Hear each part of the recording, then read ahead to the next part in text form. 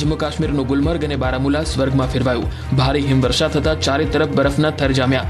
રહેણાંક મકાનો, રસ્તા અને પર્વતો પર પણ બરફની શ્વેત ચાદર છવાતા લોકો ઠૂંઠવાયા.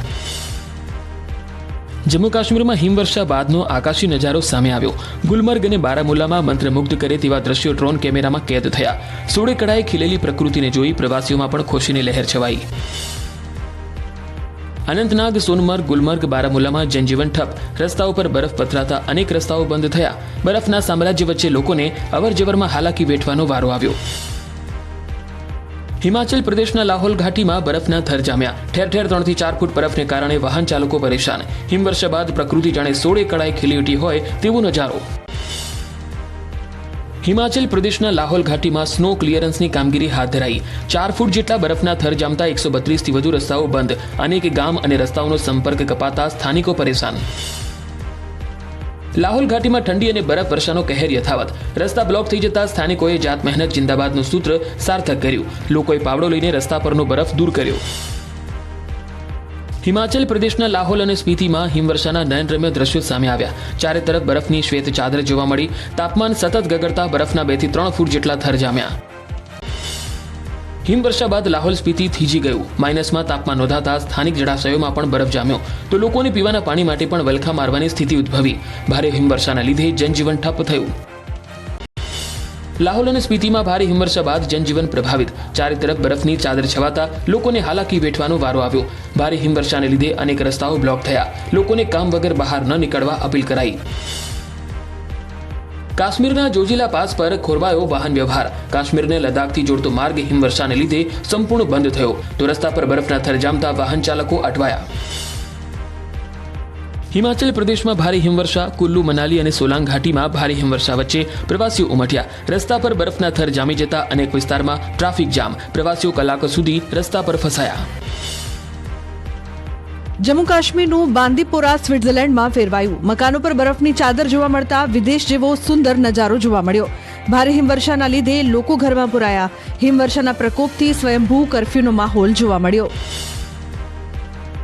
જમ્મુ કાશ્મીરના પૂંચ સેક્ટરમાં હિમવર્ષાથી જનજીવન પ્રભાવિત. રસ્તા પર બરફના થર જામ્યા તો અનેક રસ્તાઓ લપસણા થયા.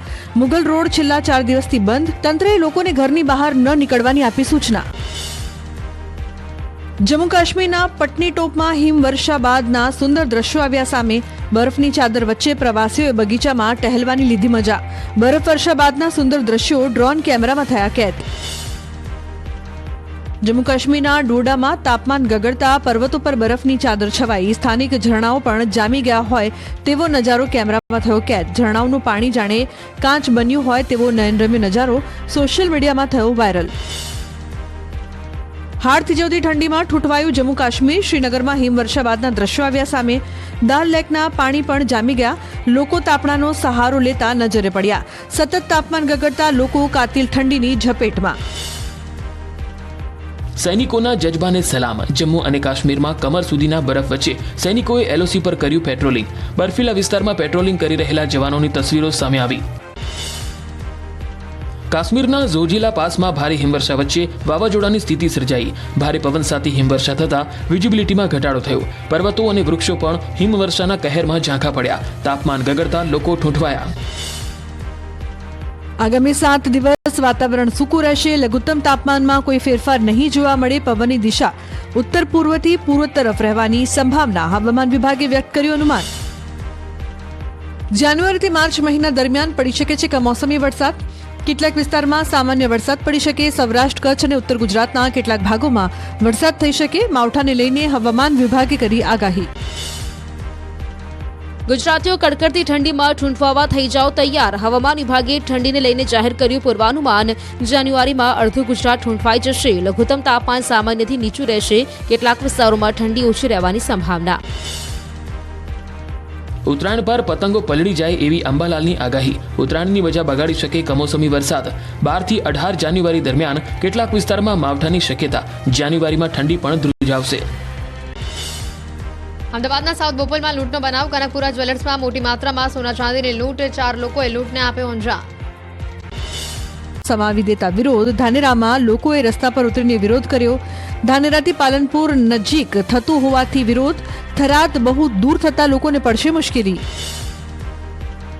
બનાસકાંઠા વિભાજનમાં વિરોધનો વંટોળ વકર્યો. દિયોદર પ્રાંત કચેરીના પ્રાંગણમાં ભાજપ અને કોંગ્રેસના આગેવાનો સહિત વેપારીઓએ કર્યો વિરોધ.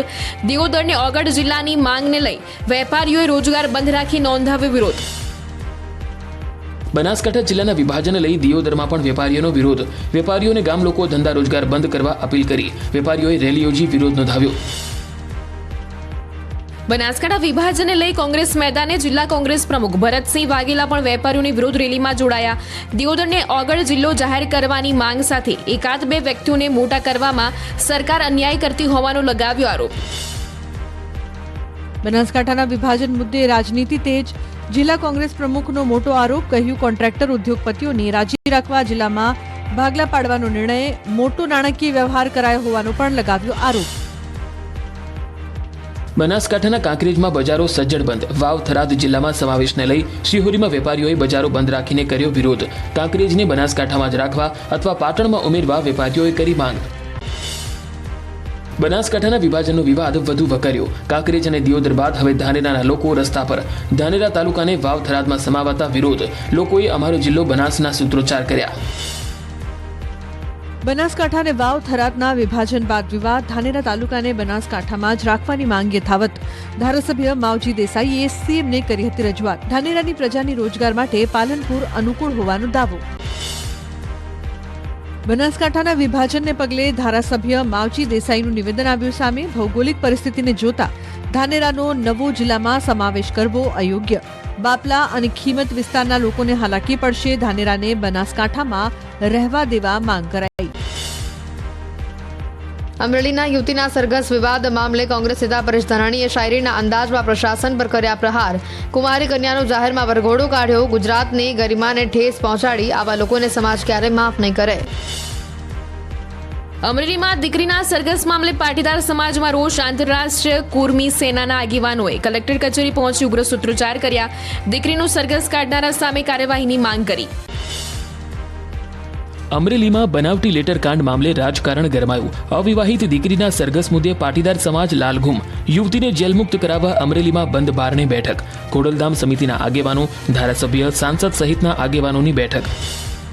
આ શેડ દૂર કરાયા. ચુસ્ત પોલીસ બંદોબસ્ત સાથે કરાઈ ડિમોલિશનની કામગીરી. બોટાદ સાળંગપુર રોડ પર સરકારી અનાજનો જથ્થો સગેવગે થતો હોવાનો વિડીયો વાયરલ. સિટી મામલતદારે સ્થળ ઉપર તપાસ કરતા ગોડાઉન ખાલી હોવાનું સામે આવ્યું. મામલતદારે ઉપરી અધિકારીને મોકલ્યું રિપોર્ટ. રાણપુરના જ્વાળીલા ગામે આવેલા પ્રાથમિક આરોગ્ય કેન્દ્રમાં સુવિધાઓનો અભાવ. દર્દીઓને પૂરતી સારવાર ન મળતી હોવાની ફરિયાદ. હોસ્પિટલમાં પૂરતા સાધનો અને પૂરતો સ્ટાફ ફાળવવા લોકોની માંગ.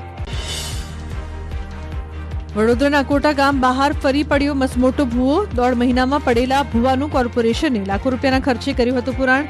અધિકારીઓ કોન્ટ્રાક્ટરને છાવરતા હોવાનો આરોપ. કોન્ટ્રાક્ટરને બ્લેકલિસ્ટ કરવા સ્થાનિકોની માંગ. સુરેન્દ્રનગર પાલિકાના વોર્ડ નંબર 13માં રસ્તામાં કામમાં ભ્રષ્ટાચાર. ભાજપના જ સદસ્યે પાલિકા પર કર્યા આક્ષેપ. કાર્યવાહી નહીં કરાય તો આત્મવિલોપનની ઉચ્ચારે છે ચીમકી. ગીરના વિસ્તારોમાં ઇકોઝોન લાગુ કરવાના નોટિફિકેશનને લઈને ખેડૂતોમાં ભારે રોષ. લાગુ કરવાનું નોટિફિકેશન જાહેર કરે 60 દિવસ પૂર્ણ થયા છતાં કોઈ નિર્ણય ન લેવાતા વિરોધ. ખેડૂતોએ કોર્ટના દરવાજા ખખડાવવાની બતાવી તૈયારી. ભાવનગર માર્કેટિંગ યાર્ડમાં મજૂરો ઉતર્યા હડતાળ પર. હરાજીનું કામ અટકી જતા જણસી લઈને પહોંચેલા ખેડૂતોને પડી હાલાકી. મજૂરો સાથે અભદ્ર વ્યવહાર કરાતો હોવાનો આરોપ. ભરૂચના પશ્ચિમ વિસ્તારમાં રસ્તાઓની દુર્દશાને લઈને રિક્ષા ચાલકોનો વિરોધ. પોલીસે વિરોધ કરી રહેલા રિક્ષા ચાલકોને સમજાવ્યા. શહેર કોંગ્રેસ પ્રમુખ સહિત વિપક્ષ નેતાઓ આવ્યા સમર્થનમાં. દ્વારકાના ખંભાળિયા પાલિકાના 300 જેટલા કર્મચારીઓના 2 મહિનાના પગાર બાકી. આર્થિક સંકળામણથી કર્મચારીઓની દયનીય હાલત. કર્મચારીઓએ પગાર બાબતે તંત્રને રજૂઆત કરી. વડોદરાના અકોટા વિસ્તારમાં સસ્તા અનાજના દુકાનદાર ટર્પેન્ટાઇન વેચતા ઝડપાયા. દુકાનદાર છેલ્લા 2 વર્ષથી ગેરકાયદેસર રીતે વેચતો હતો ટર્પેન્ટાઇન. 80 રૂપિયા લીટર વેચતો હતો ટર્પેન્ટાઇન. પુરવઠા વિભાગે દરોડા પાડી 70 લીટર ટર્પેન્ટાઇન કબજે કર્યો.